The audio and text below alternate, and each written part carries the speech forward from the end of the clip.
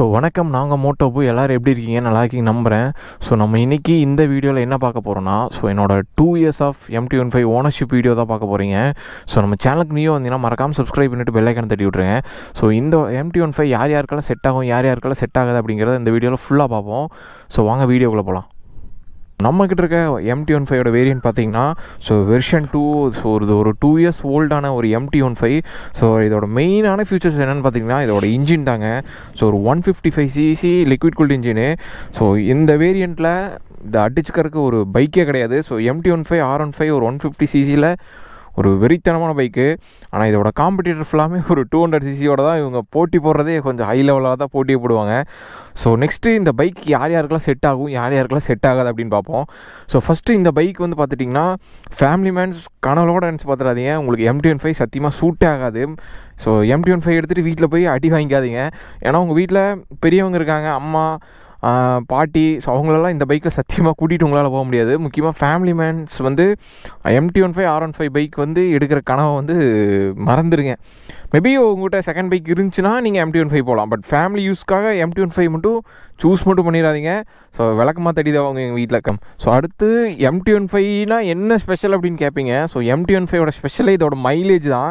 So ஒரு 150cc செக்மெண்ட்டில் இதோட மைலேஜ் காம்படிட்டர்லாம் பார்த்திங்கன்னா இந்த CD100 பிளாட்டினா. ஸோ அவங்க போட்டி அவங்களோட தான் இவங்க டேரெக்டாக.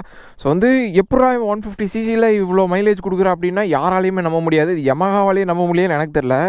ஸோ வந்து அரௌண்ட் ஒரு சிட்டி யூஸில் நீங்கள் ரஷ் பண்ணாமல் ஓட்டிங்கன்னா அரௌண்ட் ஒரு 45+50 கொடுக்குது அப்படின்னு சொல்லி நிறையா கமெண்ட்ஸில் நான் படிச்சிருக்கேன். பட் எனக்கு சிட்டி யூஸில் வந்து பார்த்துட்டிங்கன்னா 48 to 50 கொடுத்துரும். நான் ரஷ் பண்ணி ஓட்டினா 45 கொடுக்கும். ஆனால் ஹைவேல அப்படியே வேறு மாதிரிங்க 55+ கொடுப்பான். ஸோ வந்து நீங்கள் ரஷ் பண்ணாமல் ஓட்டினீங்கன்னா ஒரு 60+ கொடுக்குற மாதிரி தோணுது. பட் நான் ரஷ் பண்ணி தான் ஓட்டுவேன் MT15. எனக்கு வந்து ரஷ் பண்ணி ஓட்டுறது தான் பிடிக்கும். ஸோ எனக்கு அரௌண்ட் ஒரு 55+ கொடுத்துருக்கு. ஸோ அரௌண்ட் இதோட டாப் எண்ட் பார்த்துட்டிங்கன்னா நான் வந்து 143 அச்சீவ் பண்ணியிருக்கேன். பட் அதுக்கு மேலே போகும்னு கேள்விப்பட்டிருக்கேன். பட் நான் 143 தான் இதோட டாப் ஸ்பீடு அச்சீவ் பண்ணியிருக்கேன். நெக்ஸ்ட்டு இது டூரிங் செட் ஆகாமல் மோட்டோ அப்படின்னு கேட்டிங்கன்னா, ஸோ அரௌண்ட் நான் உங்களுக்கு இதை லைவாகவே காட்டுறேன். ஸோ எனக்கு இன்னொரு பைக் இருக்குது. பட் நான் இந்த பைக் மெயினாக யூஸ் பண்ணுறது டூரிங்காக மட்டும்தான். உங்களுக்கு பார்த்தாலே தெரியும், டாப் பாக்ஸ் எல்லாம் செட் பண்ணி வச்சுருக்கேன். ஸோ வந்து அரௌண்டு இருங்க உங்களுக்கு காட்டுறேன். ஸோ 30,684 கிலோமீட்ரு நான் டூரிங்காக மட்டுமே யூஸ் பண்ணியிருக்கேன்னா பார்த்துங்க எனக்கு எவ்வளோ கம்ஃபர்ட்னு. ஸோ வந்து நீங்கள் MT15 வந்து பில்லியன் போட்டு டூரிங்க்கு வந்து சத்தியமாக செட் ஆகாது. பட் நீங்கள் வந்து நார்மலாக லக்கேஜெல்லாம் கேரி பண்ணிட்டு நீங்கள் லடாக்கே போகலாம். ஸோ அந்தளவுக்கு உங்களுக்கு கம்ஃபர்ட் அண்ட் மைலேஜ், ஸ்மூத்னஸ் எல்லாமே கொடுக்கும். ஒரு 6 கியர் பாக்ஸ் இருக்கிறங்காட்டி உங்களுக்கு ஸ்மூத்னஸுக்கு சொல்லவே வேண்டியதில்லை. ஸோ வெறித்தனமாக இருக்கும். அடுத்து இந்த பைக்கோட மெயின்டெனன்ஸ் பார்க்கலாம். ஸோ அரௌண்ட் நான் வந்து இந்த 30,000 கிலோமீட்டரில் அரௌண்ட் ஒரு 7 to 8 சர்வீஸ் பண்ணியிருக்கேன். பட் யமஹா உங்களுக்கு இந்த பைக் வாங்கினதுமே 3 சர்வீஸ் ஃப்ரீயாக ப்ரொவைட் பண்ணுவாங்க. ஐ மீன்ஸ் லேபர் சார்ஜ் இல்லாமல் ஒரு 3 சர்வீஸ் ஃப்ரீயாக கிடைக்கும். ஸோ அரௌண்ட் நீங்கள் கால்குலேஷன் பண்ணிக்கோங்க. ஸோ இப்போ வரைக்கும் ஆவரேஜாக ஒரு கால்குலேஷன் போடலாம். நம்ம ஃபஸ்ட்டு 3 சர்வீஸ் 1000-3000 வச்சுக்கலாம். ஒரு ஆவரேஜாக இந்த பைக்கு நான் சர்வீஸ் வந்து ஒரு 8 சர்வீஸ் பண்ணியிருக்கேன். 8 சர்வீஸ்க்கு 8 சர்வீஸ்க்கு 1500 வச்சுக்கோங்க. இன்ட்டு 8னா ஒரு 12,000 சர்வீஸ்க்கு மட்டும் இப்போ இது பண்ணியிருக்கேன். ஸோ ப்ளஸ் ஒரு 3000 வந்து அந்த ஸ்டார்டிங்கில் வந்து. ஸோ அரௌண்ட் ஒரு சர்வீஸ் காஸ்ட் ஆஃப் இந்த 2 yearsல நான் MT15 மட்டும் ஒரு 15,000 செலவு பண்ணியிருக்கேன், சர்வீஸ் காஸ்ட் மட்டும். பட் இந்த செக்மெண்ட்டில் இவ்வளோ கம்மியான ஒரு சர்வீஸ் காஸ்ட் வர பைக் எனக்கு தெரிஞ்சு MT15 மட்டும்தான். ஸோ வந்து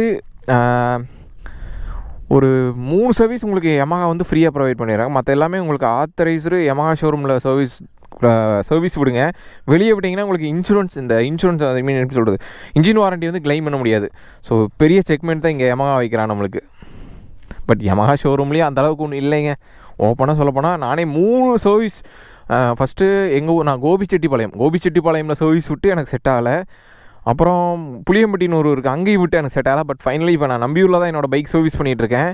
ஸோ வந்து உங்களுக்கு ரொம்ப ட்ரஸ்டபுளான சர்வீஸ் சென்டர் யமஹா ஷோரூமில் விடுங்க. மோஸ்ட்டாக யமஹா ஷோரூமில் ஒஸ்ட்டாக தான் டீல் பண்ணுறாங்க வண்டி அப்படின்னு சொல்லி எனக்கு நிறையா மெசேஜ் வரும் இன்ஸ்டாகிராமில். ஸோ அடுத்து நம்ம என்ன பார்க்க போகிறோன்னா, ஸோ இந்த 2 yearsல இந்த MT15 நான் மெயினாக என்னென்ன மாற்றிருக்கேன் அப்படின்னு பார்த்தீங்கன்னா, இது யமஹா MT15 வச்சுருக்க எல்லாத்துக்குமே கன்ஃபார்ம் தெரியும். ஸோ ஏன்னா நீங்கள் வண்டிக்கு டெலிவரி புக் பண்ணுறதுக்கு முன்னாடி ரேடியேட்டர் ஃபேன் இன்னொன்று வாங்கி வச்சுக்கோங்க. சரி, ஏன்னா MT-15ல ரேடியேட்டர் போகான பைக்கே கிடையாது எனக்கு தெரிஞ்சு. உங்களுக்கு அப்படியே தான் பைக்கு அதிசயமாக இருந்துச்சுன்னா கீழே கமெண்ட்ஸில் சொல்லுங்கள். ஸோ வந்து அடுத்து நான் ஒரு ரேடியேட்டர் ஃபேன் கண்டிப்பாக மாற்றிட்டேன். பட் எனக்கு வந்து இன்சூரன்ஸில் கிளைம் பண்ணிட்டாங்க. நான் வண்டி வாங்கி 3 மாதத்தில் ரேடியேட்டர் ஃபேன் மாற்றிட்டேன். பட் அது ஏன் மாற்றினேன்னு உங்களுக்கு நான் கண்டிப்பாக சொல்கிறேன். அது எப்படி மாற்றாமல் சேவ் பண்ணலாம் அப்படிங்கிற ஒரு இதுவும் நான் உங்களுக்கு கண்டிப்பாக இந்த வீடியோவில் சொல்கிறேன். ஸோ வந்து அடுத்து பார்த்திங்கன்னா நம்ம இந்த பைக்கில் வந்து பார்த்துட்டிங்கன்னா நம்ம செயின்ஸ் பேக்கெட்டும் மாற்றிட்டேங்க பூஃபேம். ஸோ அரௌண்ட் ஒரு 18,000 கிலோமீட்டர் நான் என்னோடய செயின்ஸ் பேக்கெட் யூஸ் பண்ணேன். பட் இப்போ வந்து நான் ரோலான் பிராண்ட் மாற்றிட்டேன். எனக்கு அந்த நார்மல் அந்த ஷோரூமில் கொடுக்குற அந்த இது செட் ஆகலின்ட்டு நான் அவுட்டரில் வந்து ஒரு ரோலான்கிற பிராண்டில் வந்து செயின்ஸ் பேக்கெட் மாற்றிட்டேன். ஸோ அடுத்து மெயினாக இந்த பைக் வந்து பார்த்துட்டிங்கன்னா எனக்கு அதிசயமாக 20,000 கிலோமீட்டர் வரைக்கும் டயர் சேஞ்ச் பண்ணாமல் ஓட்டின ஒரு பைக் எனக்கு தெரிஞ்சு. 15,000 to 18,000 அப்படின்னாங்க. பட் நான் வந்து 20,000 கிலோமீட்டர் வரைக்குமே MT-15ல இந்த 2 டயர் அட் டைமில் தான் மாற்றினேன். ஸோ MRF அந்த ஸ்டாக் டயரே மறுபடியும் மாற்றிட்டேன். எனக்கு வேறு டயர் போடுறதுக்கு இன்ட்ரெஸ்ட் இல்லை. ஸோ அதனால் என்னோடய ஸ்டாக் டயரே மெயின்டைன் பண்ணிட்டேன். ஒரு 4 விஷயம் என்னென்னு பார்த்துட்டிங்கன்னா உங்களுக்கு வந்து radiator fan, tyre, chains packet. So மெயினாக இன்னொரு விஷயம் மாற்றினேங்க பூஃபாம். இது என்னோட தப்பு தான். ஸோ வந்து நான் ABS கேபிள் இந்த பைக்கு நான் மாற்றிருக்கேன். ஸோ எதுக்கு மாற்றினேன்னா எங்கள் வீட்டில் எலி கடிச்சிருச்சு. அதனால தான் நான் ABS கேபிள் மட்டும் நான் மாற்றினேன் இந்த பைக்கில். ஸோ அதுக்கப்புறம் இந்த பைக்கில் எதுவுமே மாற்றல, எல்லாமே ஸ்டாக் கண்டிஷனில் தான் இருக்குது. நான் இந்த பைக்குக்கு வேறு எதுவுமே சேஞ்ச் பண்ண கிடையாது. ஸோ வந்து டூரிங்காக கொஞ்சம் மாடிஃபை பண்ணியிருக்கேன். என்னென்னா டாப் பாக்ஸ் போடுறக்கு அந்த பின்னாடி ஒரு டாப் ரேக் போட்டிருக்கேன். பட் இந்த டாப் பாக்ஸ் போடலினாலுமே நீங்கள் இந்த சின்ன சீட்டு வச்சுட்டு உட்காந்துட்டு போகிறக்கு பிள்ளைன்னு கொஞ்சம் ப்ராப்ளம் இருக்கும். ஸோ அதனால் இந்த மாதிரி ஒரு இது போட்டிங்கன்னா அவங்களுக்கு கொஞ்சம் பின்னாடி வரவங்களுக்கு சேஃபாக இருக்கும். ஸோ மெயினாக இந்த பைக்கு சேஃப்டி ஃபீச்சர்ஸ்ன்னு பார்த்துட்டிங்கன்னா நீங்கள் மெயினாக ஒரு ஸ்க்ராட்ச் கார்டு போட்டுக்கோங்க. ஏன்னா வண்டி லைட்டாக கீழே விழுந்தாலும் ஸ்க்ராட்ச் ஆயிரும். ஸோ அதனால் நான் வந்து சேஃப்டி ஃபீச்சர்ஸ்க்காக ஸ்க்ராட்ச் கார்டு போட்டிருக்கேன். அட்வான்டேஜஸ் அண்ட் டிஸ்அட்வான்டேஜஸ் பார்ப்போம். ஸோ ஃபஸ்ட்டு இந்த பைக்கோட அட்வான்டேஜ் பார்ப்போம். ஸோ வந்து ஒரு 150 செக்மெண்ட் கிங்காக இருக்கிற ஒரு பைக்கு. ஸோ வந்து உங்களுக்கு மைலேஜ் இந்த செக்மெண்ட்டில் இவ்வளோ மைலேஜ் கொடுக்குற ஒரே பைக் இந்த பைக் மட்டும் தான். ஸோ வந்து ஒரு மிடில் கிளாஸ் பையனாக இருக்கிறவனுக்கு ஒரு MT-15 பைக் வந்து மெயின்டெனன்ஸ் வந்து ஒரு ஸ்போர்ட்ஸ் லுக்கில் வேறு லெவலில் உங்களுக்கு ஒரு பைக் ஒரு அக்ரெசிவான ஒரு பைக் வேணுன்னா நீங்கள் MT-15 சூஸ் பண்ணலாம். வேறு லெவலில் இருக்கும் இந்த பைக்கு. சின்னலாம் ஓப்பனாக சொல்லப்போனால் இந்த பைக் வந்து லோ மெயின்டெனன்ஸ். ஒரு லோ மெயின்டெனன்ஸ் பைக்கு ஒரு மிடில் கிளாஸ் பையனுக்கு மைலேஜ் தருது. உங்களுக்கு லோவாக மெயின்டெனன்ஸ் பண்ணலாம் அப்படிங்கும்போது ஒரு ஸ்போர்ட்ஸ் பைக்கு அப்படிங்கும்போது கண்ணை மூடிட்டு வாங்கலாம். ஸோ யமாஹாக்கு இங்கே ஒரு பெரிய தேங்க்ஸ் சொல்லணும். ஸோ ஒரு 2 years ஆஃப் ஓனர்ஷிப் ரிவ்யூவில் ஸோ எனக்கு MT-15 வந்து ஒரு பெட்டரான ஒரு பைக்குன்னு சொல்லலாம். பட் இதுலேயே கொஞ்சம் டிஸ்அட்வான்டேஜஸ் இருக்குது. நான் சொல்கிறேன் உங்களுக்கு என்னென்ன மெயினாக எல்லாருமே சொல்கிற விஷயம் இந்த சீட்டு தான். இப்போ பாருங்களேன், உங்களுக்கு இங்கே இவ்வளோ பெரிய சீட் இருக்கா, இவனுக்கு பாருங்கள் இவ்வளோ தான் இருக்குது. இது இல்லாமல் பாருங்கள் உட்காந்து போகிறது ரொம்ப கஷ்டம். கப்புள்ஸுக்கு கரெக்டாக இருக்கும் கட்டி பிடிச்சிட்டு உட்காந்து போகிறதுக்கு. பட் ஃபேமிலியில் வந்து செருப்படி தான் வாங்கணும் இந்த பைக். ரொம்ப லாங் ரைடு அடிக்கிறவங்க போது உட்காந்து போக முடியாது. ஏன்னா சீட்டு வந்து கல் மாதிரி இருக்குமா, எங்களால் பைக் அவ்வளோ தூரம் ஓட்டவே முடியாது. இதில் ஒரு மெயினான ஒரு டிஸ்அட்வான்டேஜ் வந்து சீட்டு மட்டும்தான் MT-15ல.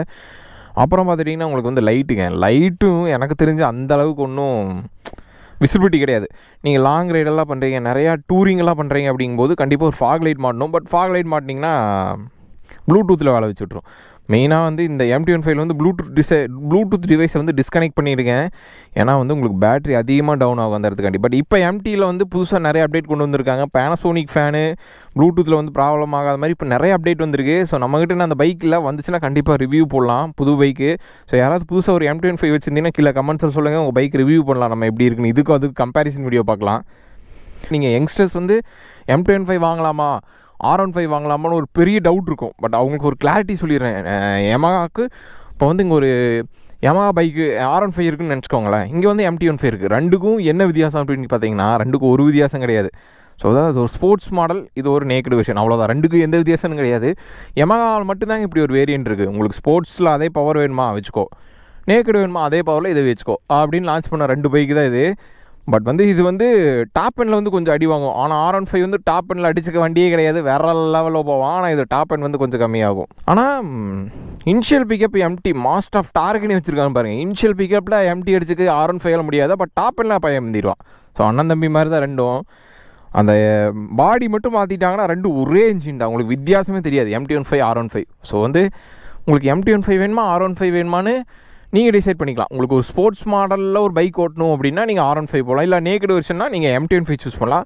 பட் இப்போ MT-15க்கு பெரிய ஒரு ஃபேன் பேஜே இருக்குது. ஸோ ஒரு கிரேஸ் அந்த MT-15 வந்து எப்போ வந்து டுயல் சேனல் ABS லான்ச் பண்ணாங்களோ ஸோ அப்போ இருந்து இந்த பைக்கோட மவுஸ் ஏறிக்கிட்டே இருக்குது. ஸோ யமஹாவில் இப்போ அதிகமாக சேல்ஸ் ஆகிறதுல R15 பீட் பண்ணுற அளவுக்கு MT-15 வந்து இப்போ அதிகமாக இருக்குன்னு நான் ஒரு இன்ஸ்டாகிராம் போஸ்ட்டில் பார்த்தேன். ஸோ MT-15 வந்து இப்போ டாமினேட் பண்ணிகிட்ருக்கு R15. ஸோ ஏன்னா இந்த பைக்கோட ஃபியூச்சர்ஸு இந்த பைக்கோட லுக்லேயே விழுந்துட்டேங்க. நான் எதுக்கடா MT-15 சூஸ் பண்ணேன், R15 இருக்குது, ஏன் MT-15 சூஸ் பண்ணேன் அப்படின்னு கேட்டிங்கன்னா, நான் அந்த கண் 2 பாருங்க அதுலேயே விழுந்துட்டேன். ஸோ வந்து நான் எடுத்தப்போ மெயின்டெனன்ஸ் அதிகமாக இருக்கும், உங்களால் மெயின்டைன் பண்ண முடியாது, அப்படி இப்படின்னு ஏகப்பட்ட பொருளை கிளப்புனாங்க. பட் அதுக்கெலாம் நான் கிங்கு, உனக்கு அதிகமாக செலவு வைக்க மாட்டேன், மைலேஜ் கொடுப்பேன், கம்ஃபர்ட் கொடுப்பேன்னு எனக்கு எல்லாத்துலேயும் ஒரு ப்ளஸ் பாயிண்ட் அதை மட்டும்தான் இருக்குது MT-15. ஸோ இந்த பைக்கோட மெயினான இன்னொரு டிஸ்அட்வான்டேஜஸ் என்னென்னு நம்ம பசங்க சொல்கிறாங்கன்னா ப்ரைஸுங்க. ஸோ வந்து நான் எடுத்தப்போ வெர்ஷன் 2 வந்து 2 இயர்ஸ்க்கு முன்னாடி 2,05,000 இந்த பைக். ஸோ இப்போ இந்த பைக்கோட ப்ரைஸ் வேரியண்ட் என்னென்னு எனக்கு சத்தியமாக தெரியல, கமெண்ட்ஸில் சொல்லுங்கள். எப்படியும் ஒரு 2,15,000 தாண்டி இருப்பாங்க Yamaha. ஆனால் இந்த ப்ரைஸுக்கு இந்த செக்மெண்ட்டுக்கு இது அதிகம் அப்படிங்கிறாங்க. ஏன்னா உங்களுக்கு வந்து NS 400cc பைக்கு உங்களுக்கு ஒரு 2 lakhல கிடைக்கும்போது உங்களுக்கு எதுக்கு 150 செக்மெண்ட்டில் இவ்வளோ ப்ரைஸ் ஏற்றிக்கிறான்னு Yamaha எனக்கும் தெரில. ஸோ அது Yamaha தான் முடிவு சொல்லணும். இந்த வீடியோக்கு Yamaha பார்த்தாங்கன்னா கமெண்ட் பண்ணுங்கள் கண்டிப்பாக. ஸோ என்னடா மோட்டோ MT-15 யூஸ் பண்ணுறாங்காட்டி இதை பற்றி பெருமையாகவே சொல்கிறேன், இதில் எந்த டிஸ்அட்வான்டேஜுமே இல்லையா, சீட்டை தவிர எதுவுமே இல்லையா அப்படின்னு கேட்டிங்கன்னா இருக்குது.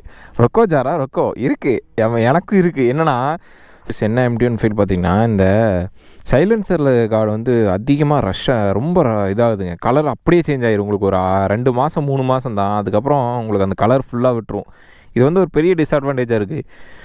2 இயர்ஸ் ஆனங்காட்டி எனக்கு இப்படியா என்னென்னு தெரியல. பட் நான் டூரிங்கு மட்டுமே அதிகமாக யூஸ் பண்ணுறங்காட்டி எனக்கு அந்தளவுக்கு ஒன்றும் தெரியல. பட் இது வந்து ரெகுலர் யூஸாக பண்ணுறவங்க பைக் இன்னும் கொஞ்சம் டேமேஜாக தான் இருக்கும்னு நினைக்கிறேன் எனக்கு தெரிஞ்சு. ஏன்னா ரெகுலர் யூஸ்க்கு இன்னும் கொஞ்சம் ரஃப்பாக தான் இருக்கும். நான் டூரிங்க்கு மட்டுமே யூஸ் பண்ணுறங்காட்டி இந்த நிலமையில் இருக்குது. பட் நீங்கள் ரெகுலர் யூஸ் பண்ணிங்கன்னா இன்னும் கொஞ்சம் டேமேஜ் இருக்கும் கண்டிப்பாக, அது எல்லா பைக்லேயுமே இருக்கும் கண்டிப்பாக. ஸோ வந்து இதோட இன்னொரு டிஸ்அட்வான்டேஜஸ் என்னென்னு பார்த்தீங்கன்னா, ஸோ வந்து உங்களுக்கு இந்த ஸ்டாண்டு பார்த்தீங்களா, இது வந்து கொஞ்சம் பெருசாக கொடுத்தா கொஞ்சம் நல்லா இருக்குன்னு தோணுது எனக்கு தெரிஞ்ச Yamahaல.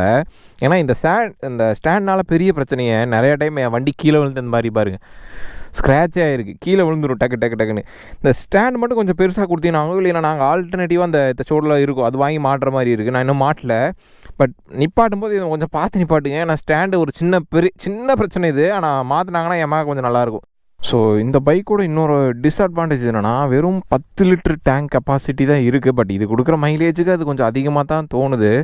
பட் ரொம்ப லாங் ரைடு அடிக்கிறவங்களுக்கு ஒரு 10 லிட்ரு டேங்க் கெப்பாசிட்டிங்கிறது கொஞ்சம் இதாக இருக்குதுன்னு நான் நிறைய வீடியோஸில் பார்த்தேன். பட் எனக்கு இது தர மைலேஜுக்கு இது கரெக்டாக தான் இருந்துச்சு.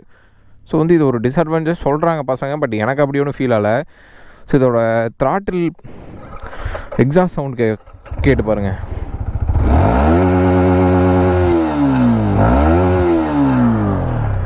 ஸோ வந்து த்ராட்டில் சவுண்டெல்லாம் வேறு லெவலில் இருக்குங்க. ஸோ உங்களுக்கெல்லாம் நல்லா டனல்லாம் போயிட்டிங்கன்னா செமையாக இருக்கும். ஸோ வாங்க இந்த பைக்கு சும்மா லைட்டாக உங்களுக்காக ஓட்டி காட்டுறேன்.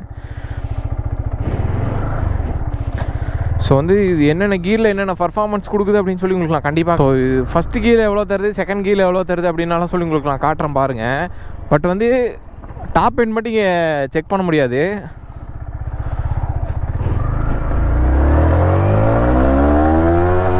ஃபஸ்ட்டு 44, 64, 84, 90, 94 இல்லைங்க. அதுக்கு மேலே என்னால் இங்கே டெஸ்ட் பண்ண முடியல. பட் அதுக்கு மேலே தான் கொடுப்பான் வேறு லெவலில். ஸோ 6th கீர் வந்து என்னால் இங்கே கண்டிப்பாக டெஸ்ட் பண்ண முடியும். 5ஆவதுக்கே 100 தாண்டிடுச்சிங்க. ஸோ 6ஆவதுங்கும் போது கண்டிப்பாக நல்லாவே ஏறி இருக்கும். பட் நான் அந்தளவுக்கு இங்கே டெஸ்ட் பண்ண முடியாது, வீட்டில் செருப்படி தான் வாங்க இங்கே டெஸ்ட் பண்ணலாம். ஓகே பிஃபம், கண்டிப்பாக உங்களுக்கு வந்து MT-15ஓட மைலேஜ் வீடியோ வேணுன்னா கண்டிப்பாக கீழே கமெண்ட்ஸ் பண்ணுங்கள். ஸோ வந்து நான் ஒரு மைலேஜ் டெஸ்ட் பண்ண உங்கள் பசங்க நிறைய பேர் கேட்டிருக்கீங்க. மைலேஜ் டெஸ்ட் கண்டிப்பாக பண்ணலாம் நம்ம MT-15க்கு.